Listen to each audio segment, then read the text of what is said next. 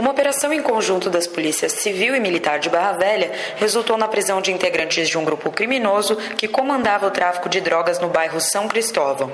80 policiais de Barra Velha, Itajaí, Florianópolis, Joinville, Gaspar, Pissarras e Blumenau trabalharam juntos e cumpriram 8 mandados de prisão na manhã desta terça-feira.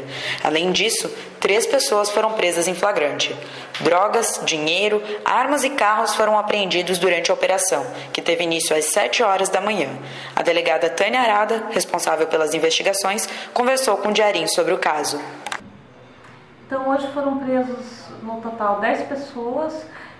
As investigações elas se iniciaram há 6 meses atrás, foram intensificadas há cerca de 2 meses atrás. A investigação é um trabalho conjunto da Polícia Civil e da Polícia Militar de Barra Velha para atuação operacional na data de hoje, para o cumprimento de 16 mandados de busca e apreensão e 11 de prisão, vieram policiais civis e militares de diversas cidades.